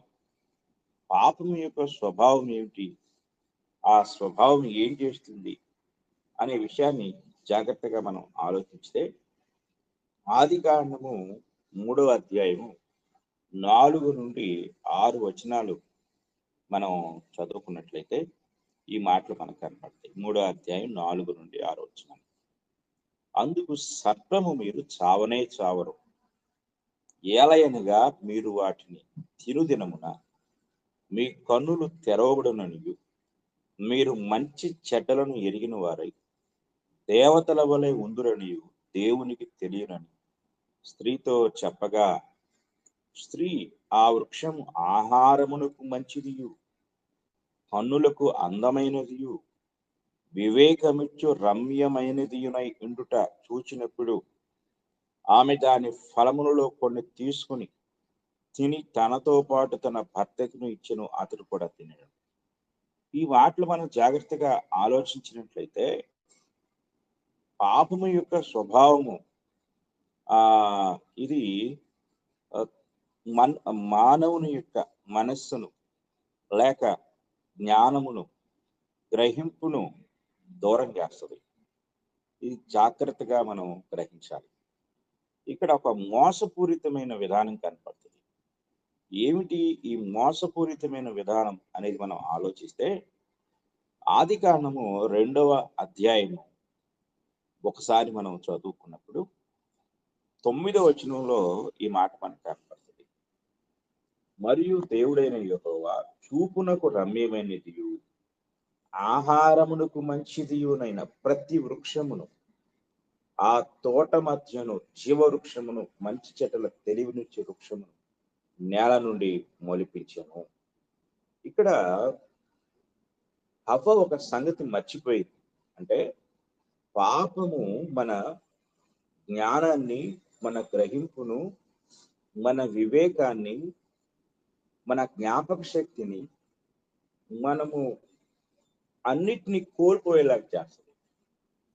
అంటే అసలు ఇది ఎప్పుడైతే ఒక వ్యక్తి ఆజ్ఞను అతిక్రమించాలనే ఆలోచనలో వస్తాడో దానికి మూలం ఏమిటి అనేది మనం గ్రహించాలి. దేవుడైన యెహోవా చూపునకు రమ్యమైనది, ఆహారమునకు మంచిది. అంటే ఆ తోటలో ఉన్న ప్రతిదీ కూడా, ప్రతి పండు కూడా ఎలాంటిది అంటే చూపునకు అంటే కన్నులకు అందమైనది, ఆహారమునకు మంచిది. అంటే ఇక్కడ ఈ తినొద్దని చెప్పిన పండు మాత్రమే కాదు, అన్ని పండ్లు అలాగే ఉన్నాయి, అన్ని అందమైనవే, అన్ని మంచివే. కానీ ఇక్కడ అపవాది చేసిన బోధ ఆ సంగతి మర్చిపోయి ఈ పండే అందమైంది, ఈ పండే మంచిది అనే ఒక తప్పు ఆలోచనకి హవ్వను తీసుకుపోయింది. దీనికి కారణాన్ని మనం చాలా జాగ్రత్తగా ఆలోచించినట్లయితే యాకోబు రాసిన పత్రిక మొదటి అధ్యాయం, యాకోబు రాసిన పత్రిక మొదటి అధ్యాయాన్ని మనం చదువుకున్నట్లయితే మొదటి అధ్యాయం 15వ వచనం ఇలాగ మనకి తెలియదు. మొదటి అధ్యాయం 15వ వచనాన్ని మనం చదువుకున్నాం. యాకోబు రాసిన పత్రిక మొదటి అధ్యాయము 15వ వచనం చదువు. దురాశ గర్భము ధరించి పాపమును కనగా, పాపము పరిపక్వమై మరణమును కనును. చూడండి, ఇక్కడ దానికి ముందు 14వ వచనం కూడా చూద్దాం. ప్రతి వాడును తన స్వకీయమైన దురాశ చేత ఈడవబడి మరులు కొల్పబడిన వాడై శోధింపబడును. ఇంగ్లీష్ లో ఇలా ఉంటుంది, but every man is tempted when he is drawn away of his own lust and enticed అనే మాట కనపడుతుంది. అంటే ఈ మాట మనం గమనించినప్పుడు ఇది స్వకీయమైన దురాశ అన్నాడు. ఈ స్వకీయమైన దురాశ అనేది ఇంగ్లీష్ లో ఓన్ లస్ట్ అన్నాడు. ఈ లస్ట్ అనే మాట చాలా అపవిత్రమైన శబ్దాన్ని ఇస్తుంది. జారత్వాన్ని గూర్చి మాట్లాడేటప్పుడు ఈ లస్ట్ అనే మాట మనకి ఉపయోగించబడుతుంది. జారత్వము, వ్యభిచారము అనే సందర్భాల్లో ఈ లస్ట్ అనే మాట కనపడుతుంది. అంటే ప్రతి వ్యక్తి కూడా పాపము చేత అంటే స్వకీయమైన దురాశ చేత ఈడవబడి మరులు కొల్పబడి అంటే అతడు ఆ యొక్క దేని విషయంలో అతడు శోధించబడుతున్నాడు, దాని విషయంలో అతడు ఆకర్షించబడి లోపల శోధింపబడుతూ ఉంటాడు. ఈ శోధన ఎక్కడికి తీసుకెళ్తుందంటే పాపానికి తీసుకెళ్తుంది. దీనికి మూలం ఏమిటంటే అక్కడ ఒకవేళ అతను కంటితో చూచుట ద్వారా కానీ లేక ఇంకా విన్న మాటల ద్వారా కానీ ఇవి ఇలాంటి ఆలోచనలు కలుగుతూ ఉంటాయి. ప్రస్తుత సందర్భానికి మనం వెళ్తే, అంటే హవ్వ యొక్క సందర్భానికి వెళ్తే, హవ్వ మరులు కొల్పబడింది, ఈడవబడింది, దురాశ చేత వీటన్నిటికీ ఆమె లోబడింది. అసలు ఆమెలో దురాశ పుట్టుటకు కారణం ఏమిటి అంటే అపవాది యొక్క బోధ. అపవాది యొక్క బోధ ఏమిటి అనేది మనం చాలా జాగ్రత్తగా పరిశీలించినప్పుడు ఆమె అంటే అపవాది ఆమెతో అంటే స్త్రీతో చెప్తున్న మాట ఏమిటంటే మీరు చావనే చావరు అనేది మొదటి విషయం. రెండవది ఏమిటంటే ఏలయనగా మీరు వాటిని తినుమున మీ కన్నులు తెరవబడిననియు మీరు మంచి చెడ్డలను ఎరిగిన వారై దేవతల వలె ఉందురనియు దేవునికి తెలియనని స్త్రీతో చెప్పగా, అపవాది యొక్క బోధ దేవుని మీద ఆ వ్యతిరేకతను పుట్టించింది. దేవుని ప్రేమను సందేహించేలాగా చేసింది. కనుక ఇక్కడ హవ్వ రెండు విషయాలను గుర్తించింది. ఒకటి, చావనే చావరు అనే మాట. దేవుడేమో మీరు నిశ్చయముగా చచ్చెదరు అంటే, అపవాది మీరు చావనే చావరు, ఇక రెండో మాట ఏంటంటే, మీరు దేవతల వలె, అంటే దేవుని లాంటి వారు అయిపోతారు. అసలు దేవతలు ఎలా ఉంటారు తెలియదు, కానీ అలాంటి వారు అయిపోతారు అనే బోధ ఒక తీవ్రమైన దురాశను పుట్టించింది. దురాశ అంటే తనకు చెందని దానిని సొంతం చేసుకోవాలనే తీవ్రమైన కోరిక. మనిషి ఆశాజీవి. ఆశ లేకుండా మనిషి జీవితం లేదు. కానీ దురాశ అనేది చట్టబద్ధము కానిది. ఆశ చట్టబద్ధమైంది. దురాశ అనేది అక్రమమైన దారిలో, అడ్డదారిలో సొంతం చేసుకోవాలనే ప్రయత్నం దురాశ. ఇది మనం గ్రహించాలి. ఇది విన్న మాటల ద్వారా, అలాగే చూసిన దృశ్యం ద్వారా మనిషి లోపలికి ప్రవేశిస్తుంది. ఉదాహరణకి అబ్రహాము ఐగుప్తు దేశానికి వెళ్ళినప్పుడు అక్కడ ఐగుప్తు రాజు అక్కడున్న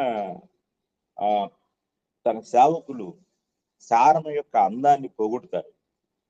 సారమ యొక్క అందాన్ని పొగడగానే వెంటనే ఆమెను ఆయన చూడలేదు, కానీ పరిచారకులు లేక తన సైనికులు తన వారు చెప్పిన మాటలు విని ఆమెను తన ఇంటికి తెప్పించుకుంటాడు. అంటే విన్న మాటల ద్వారా లోపల శోధన ప్రారంభమవుతుంది, లస్ట్ ప్రారంభమవుతుంది. ఆ తర్వాత అతడు దురాశకు లోనవుతాడు, బలాత్కరిస్తాడు, ఇంకేదైనా చేస్తాడు. అలాగే రెండవ విషయాన్ని గమనిస్తే, రెండవ సమూయేలు గ్రంథం 11వ అధ్యాయం మొదటి నుండి మనం 4-5 వచనాలు చదువుకున్నప్పుడు, దావీదు సాయంకాలం వేళ అతను నిద్ర నుండి లేచి మిద్దె మీద నుండి కిందకి చూసినప్పుడు స్నానం చేయుచున్న ఒక స్త్రీ ఆయన కనిపించింది. అంటే ఓపెన్ టాప్ బాత్రూమ్, అంటే పై కప్పు లేని బాత్రూమ్ లో ఆమె స్నానం చేస్తున్నప్పుడు ఆయన చూసి దురాశ చేత ఏడవబడ్డాడు. లస్ట్ అనేది ఆయన హృదయంలో ప్రవేశించింది.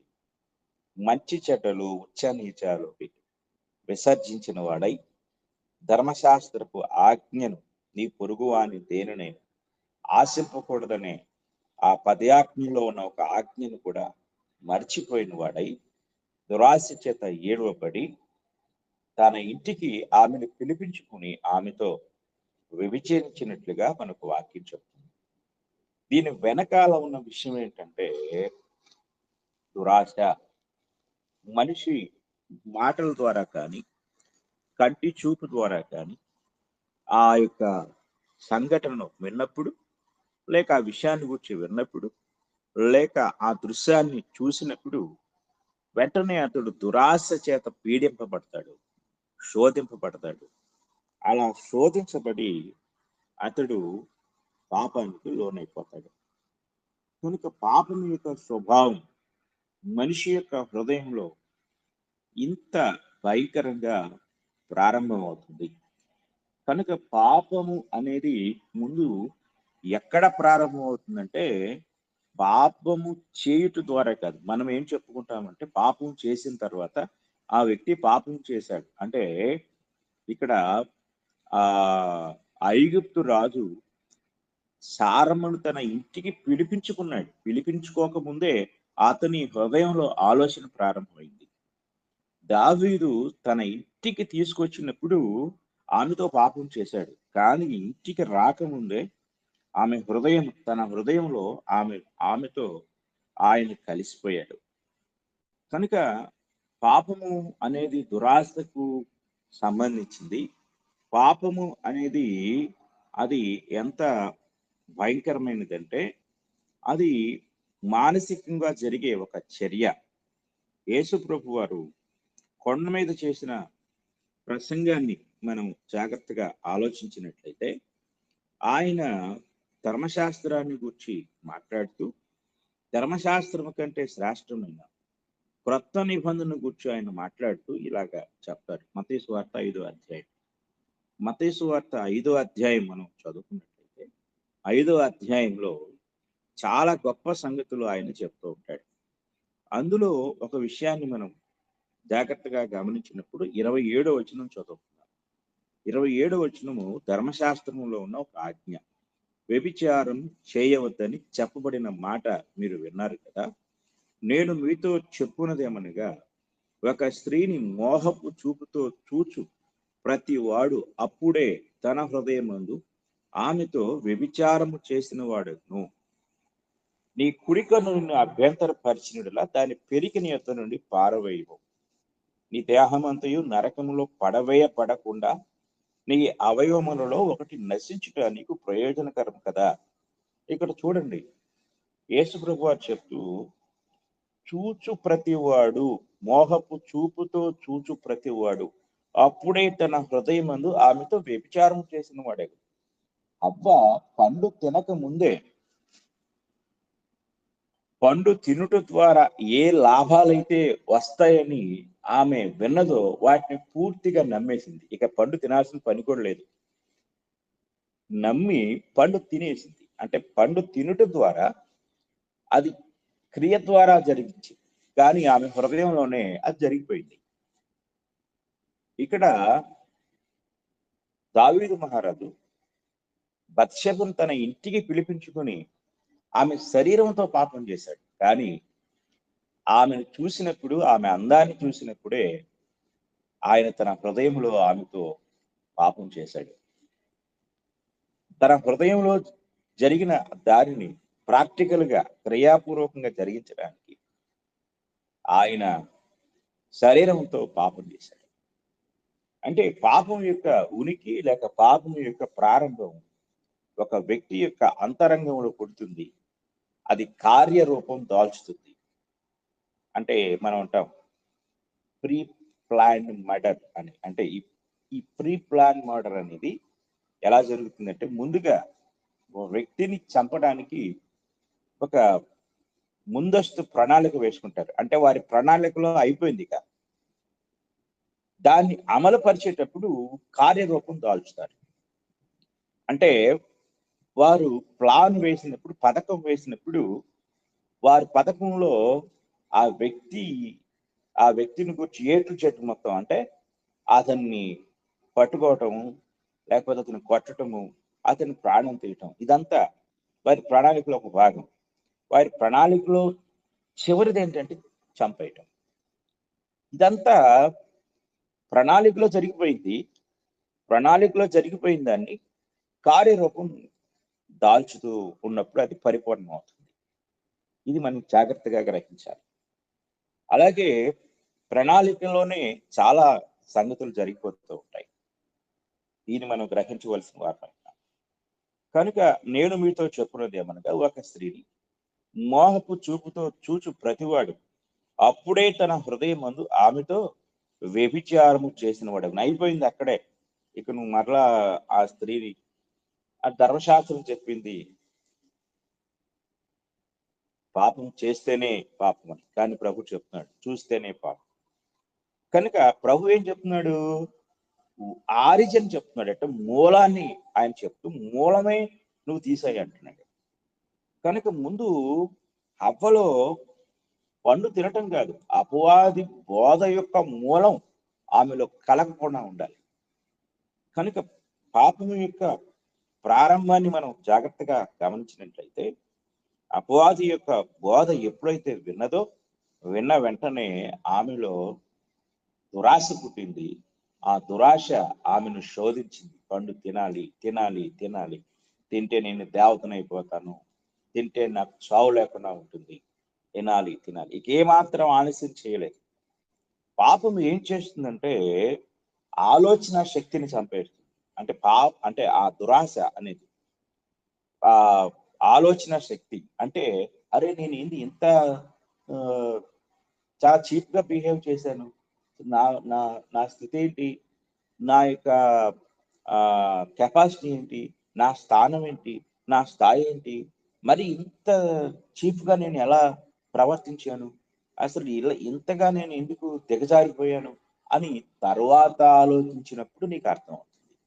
అంటే నువ్వు ఎలా ఆలోచించకూడదో, నువ్వు ఎలా లొంగిపోకూడదో, నువ్వు ఎలా పడిపోకూడదో, నీ స్థాయిని ఎలా దిగజార్చుకోకూడదో అనేది నీకు ఎప్పుడు అర్థమవుతుంది అంటే అయిపోయినాక అర్థమవుతుంది.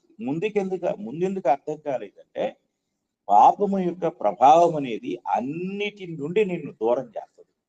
నిన్ను ఒక చదువు లేని ఒక అనాగరికుడిగా, ఒక కళ్ళు లేని ఒక కంప్లీట్ ఒక గుడ్డివాడిగా, ఏ మాత్రము సంస్కారం లేని వ్యక్తిగా నేను దిగజారుస్తాను.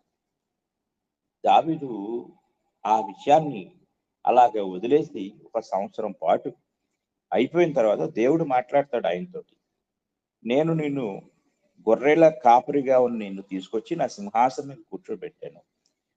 నీ యొక్క యజమానుని యొక్క నగరి నీకు ఇచ్చాను అనగా సౌలు. నీ యజమానుని భార్యను నీ కౌగిటి చేర్చాను. నీకు ఇంకా చాలదు అనుకుంటే నన్ను అడిగితే నేను ఇచ్చేవాడిని కదా. అంటే ఇక్కడ ఏం ఆలోచించాలి దావీదు అంటే, దేవుడు నన్ను గొర్రెల కాపరిగా ఉన్నవాడిని ఒక సింహాసనం మీద రాజుగా చేశాడు అని ఆలోచించాలి. తర్వాత నాకు అనేక మంది భార్యలను ఇచ్చాడు, నాకు ఒక అందమైన పట్టణాన్ని ఇచ్చాడు, నాకు కావలసినంతా ఇచ్చాడు. ఒకవేళ నాకు ఇంకా కావాలనుకుంటే ఆయన అడిగితే ఇస్తాడు. ఆయన్ని అడిగి ఆయన ద్వారా పొందటం అనేది చట్టబద్ధమైంది అనే యొక్క విచక్షణ ఆయన పోగొట్టుకున్నాడు. గొలియాతు సందర్భంలో విశ్వాసంతో మాట్లాడిన మాటలు ఇక్కడ ఆయనకు గుర్తుకు రాలేదు. అలాగే సౌలుతో ఉన్నప్పుడు, యుద్ధానికి నేను వెళ్తాను అన్నప్పుడు, నీవు బాలుడవు, వాడు బాల్యం నుండి యుద్ధాభ్యాసం చేసిన వాడు అంటే, లేదు నేను ఎలుగుబంటి మీద యుద్ధానికి వెళ్ళాను, సింహాన్ని పట్టి చీల్చి చంపాను, వాటన్నిటిలో నా దేవుడు నాకు తోడై ఉన్నాడు అని సౌలుకు చెప్పిన విశ్వాసంతో కూడిన మాటలు అక్కడ ఆయనకు గుర్తు రాలేదు. అంటే ఇవన్నీ ఎందుకు రాలేదు? ఎందుకు ఆయన అంటే దురాశ అనేది, పాపము యొక్క ప్రభావం అనేది మనిషిని విచక్షణ జ్ఞానాన్ని, తన యొక్క స్థితిని కోల్పోయేలాగా చేస్తాయి. అందుకే ఈరోజు చాలా మంది పాపంలో పడిపోవటానికి, అలాగే వాళ్ళ జీవితాలను నాశనం చేసుకోవటానికి కారకులు అవుతున్నారు. కనుక పాపం ఇంతటి ప్రభావమైనది. దానికి మూలము మనిషిలో కలిగే దురాశ. దురాశకు మూలము ఏమిటంటే, ఒక విషయాన్ని గురించి వినుట ద్వారా, చెవులు వినుట ద్వారా, కళ్ళతో చూచుట ద్వారా, ఈ రెండింటి ద్వారా మనిషిలో దురాశ ప్రారంభమవుతుంది. ఆ దురాశే మనిషిని విచక్షణను కోల్పోయి పాపములోనికి తీసుకుపోయేదిలాగా ఉంటుంది. ఇది పాపము యొక్క మూలం. ఈ భూమి మీద పుట్టిన మొదటి మానవుడైన ఆదాము మొదలుకొని ప్రభు అయిన యేసుక్రీస్తు వారు, అలాగే చివరి మానవుడు వరకు కూడా ఈ యొక్క పాపము ప్రతి ఒక్కరి జీవితాల్లో కూడా ప్రవేశిస్తూనే ఉంటుంది. పాపము యొక్క ఏలుబడికి మూడు మూలకాలు ఉన్నాయి. ఈ మూలకాలను మనం జాగ్రత్తగా ఆలోచించినట్లయితే, ఈ 3 మూలకాలను అపవాది ఇక్కడ అంటే హవ్వ మీద ప్రయోగించడం జరిగింది. అలాగే హవ్వ మాత్రమే కాదు, ప్రతి ఒక్కరి మీద కూడా వాడు ప్రయోగిస్తూ ఉంటాడు. కనుక మనం జాగ్రత్తగా పరిశీలించినట్లయితే, యోహాను రాసిన మొదటి పత్రిక మనము చదువుకుందాం. మొదటి పత్రిక 2వ అధ్యాయము. యోహాను రాసిన మొదటి పత్రిక 2వ అధ్యాయము మనము చదువుకున్నట్లయితే, అందులో 16వ వచనం ఇలాగ మాట్లాడుతుంది. లోకములో ఉన్నదంతయు అనగా శరీరాశయు, నేత్రాశయు, జీవపు డంబమును తండ్రి వలన పుట్టినవి కావు, అవి లోక సంబంధమైనవే. చూడండి, ఇక్కడ ఈ 3 విషయాలు అంటే, ఒకటి శరీరాశ, శరీరంలో నుండి పుట్టే కోరిక. అందుకే ఇక్కడ అంటాడు the lust of the flesh అన్నాడు. ద లస్ట్ ఆఫ్ ఫ్లెష్ దురాశ ఇది. శరీరాశ అంటే శరీరంలో కలిగే దురాశ. రెండు and the lust of the ice అంటే నేత్రాల ద్వారా, అంటే కంటి చూపు ద్వారా కలిగే దురాశ. తర్వాత జీవపు డంబం. ఈ మూడు కూడా పాపానికి మూలకాలుగా మనకి కనిపిస్తాయి. అంటే అపవాది వీటిని ఆయుధాలుగా ప్రతి మనిషి మీద కూడా ప్రయోగిస్తాడు. మీరు ఈ పాపం చేసిన ఏ వ్యక్తినైనా చూడండి, ఈ మూడు అతనిలో కనపడతాయి, లేక ఈ మూడిట్లో ఏదో ఒకటైనా కనపడుతుంది. ఇక్కడ హవ్వ ఆహారానికి మంచిది అంటే అది శరీరాశ. రెండవది ఏంటి? కన్నులకు అందమైంది, నేత్రాశ. అలాగే దేవతలలో అయిపోతాం, జీవపు డంబం.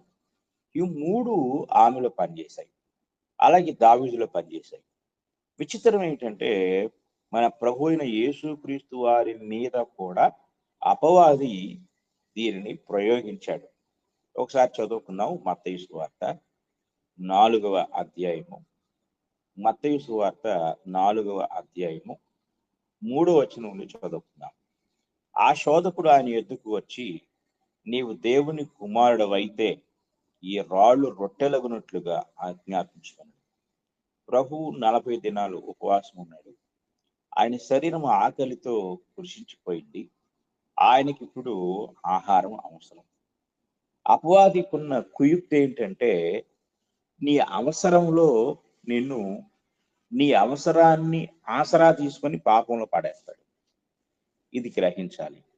నీ అవసరం అంటే నీకు ఒకటి అవసరం ఉంది, దానిని అడ్డు పెట్టుకొని నువ్వు బ్లాక్మెయిల్ చేస్తాడు. వాడుకున్న టాలెంట్ అది. కనుక నీకు ఇప్పుడు ఆహారం అవసరం. తప్పే ఉంది దొంగతనం చేస్తే, లేక తప్పే ఉంది ఒక చిన్న అబద్ధం ఆడితే, తప్పే ఉంది ఒక చిన్న మోసం చేస్తే. నువ్వేం కోట్లు ఏమి చేయట్లేదు కదా. నీ కడుపు నింపుకోవటానికి, కడుపు నింపుకునేది కూడా తప్పేనా? ఇలాంటి తప్పుడు ఆలోచనలు నీలో ప్రవేశపెడతాడు. కనుక ప్రభుతో మాట్లాడుతున్నాడు. అందుకు ఆయన, మనుషుడు రొట్టె వలన మాత్రము కాదు గాని దేవుని నోట నుండి వచ్చి ప్రతి మాట వలన జీవించును అని వ్రాయబడి ఉన్నదనిను. జాగ్రత్తగా ఈ మాట మనం గ్రహించాలి. అంటే అపవాదిని జయించడానికి కారణమైన ఒక సాధనం ఏంటంటే వాక్యమే. అపవాది మనల్ని శోధించడానికి వాడి దగ్గర 3 మూలకాలు ఉన్నాయి, లేక ఆయుధాలు ఉన్నాయి. వాటిని ఓడించడానికి మనకు కావాల్సింది ఏమిటంటే దేవుని వాక్యమే. అందుకే ఎఫెసీ పత్రిక 6వ అధ్యాయం 10వ వచనం నుంచి మనం చదువుకున్నప్పుడు అపవాది యొక్క ఆయుధాలను తిప్పికొట్టడానికి దేవుడు మనకు కొన్ని ఆయుధాలు మనకి ఇచ్చాడు. సర్వాంగ కవచం. అందులో ఒకటి దేవుని వాక్యమును ఆత్మ ఖడ్గము అంటాడు. దేవుని వాక్యమే అపవాది యొక్క ప్రతి ఆయుధాన్ని తిప్పికొట్టగలుగుతుంది. యేసుక్రీస్తు వారు అపవాదికి ఏం సమాధానం చెప్తున్నాడంటే వాక్యం ద్వారా వాడిని తిప్పికొడుతున్నాడు. యేసు ప్రభు చెప్పిన ఈ మాట ధర్మశాస్త్రంలో ద్వితీయోపదేశకాండం 8వ అధ్యాయం 3వ వచనంలో కనపడుతుంది. ఆహారము వలననే కాక యెహోవా సెలవిచ్చిన ప్రతి మాట వలన నరులు బ్రతుకుదురని నీకు తెలియచేయుటకు ఆయన నిన్ను అణచి నీకు ఆకలి కలుగు చేసి నీవే గాని నీ పితరులే గాని ఎన్నడెరుగని మన్నాతో నిన్ను పోషించారు. కనుక అది చెప్తున్నాడు. ఆహారం వలననే కాక యెహోవా సెలవిచ్చిన ప్రతి మాట వలన నరులు బ్రతుకుదురు. ఈ మాట యేసుక్రీస్తు వారు అపవాదికి తెలియజేశాడు. తర్వాత 5వ వచనం, మత్తయి సువార్త 4వ అధ్యాయం 5వ వచనంలో, అంతటా అపవాది పరిశుద్ధ పట్టణమునకు ఆయనను తీసుకొని పోయి దేవాలయ శిఖరమున ఆయనను నిలువబెట్టి, నీవు దేవుని కుమారుడవైతే క్రిందికి దుముకుమో, ఇది జీవపుటమం, నేను దేవుని కుమారుణ్ణి, జీవపుటమం, ఆయన నిన్ను గూర్చి తన దూతలకు ఆజ్ఞాపించును అని అపవాది కూడా ప్రభువుకి కీర్తన గ్రంథంలో ఉన్న ఒక వాక్యాన్ని ఆయన తెలియజేస్తా ఉన్నాడు.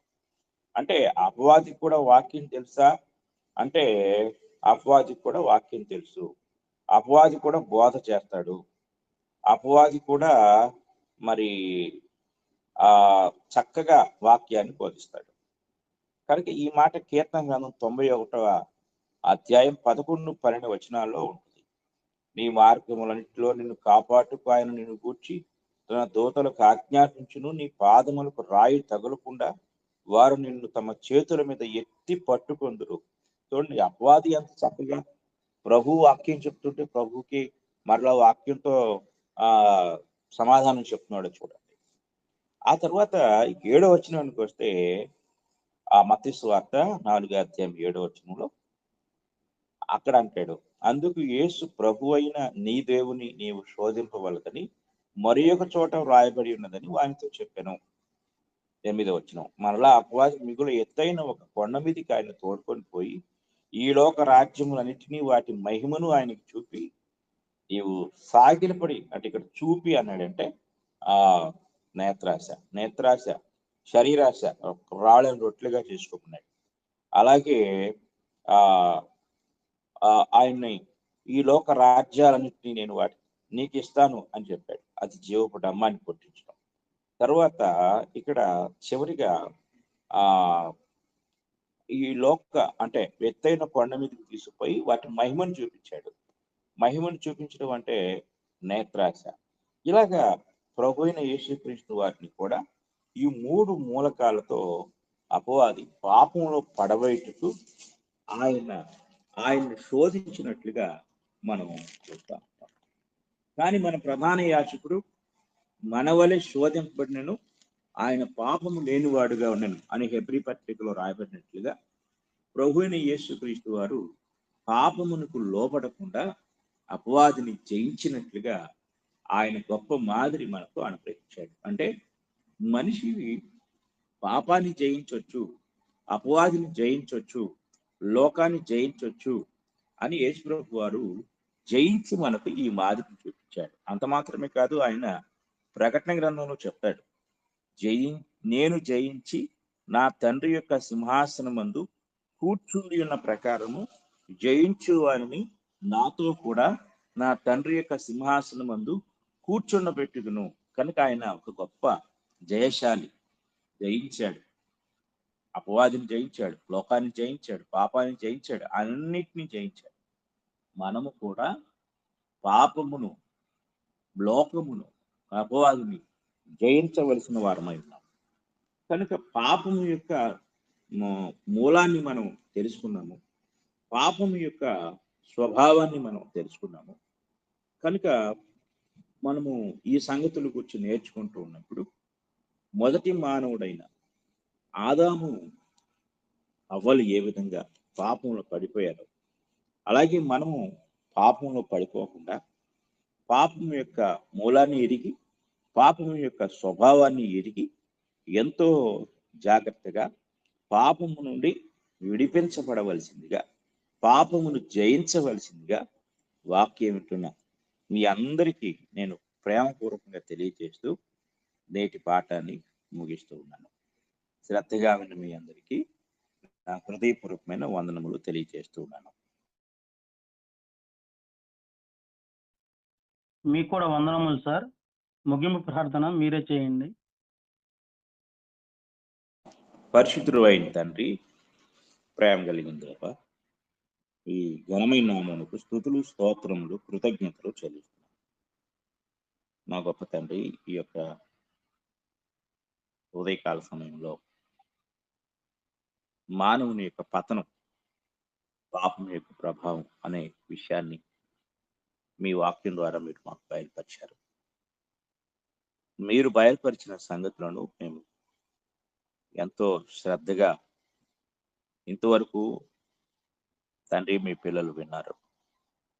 విన్న ఈ సంగతులను హృదయంలో దాచుకొని వాటిని విడిచిపెట్టి కొట్టుకుని పోకుండా వాటి యందు మరి విశేష జాగ్రత్త కలిగి పాపము ఎంత ప్రమాదకరమైనదో ఆ యొక్క ప్రభావం నుండి, ప్రమాదము నుండి తప్పించబట్టుకు వాక్యం అనే గొప్ప ఆయుధాన్ని ధరించి వాక్యం ద్వారా పాపాన్ని, దానికి మూల కారకుడైన అపవాదిని జయించే జ్ఞానం దయచేయండి మా తండ్రి. ఈ ఉదయకాల సమయంలో ఎందరైతే ఈ మాటలు వింటున్నారో వారందరూ కూడా మీ యొక్క వాక్య స్వాధీనంలో ఉండి ఆ మాటలు వినే గ్రహింపు అనుగ్రహించండి తండ్రి.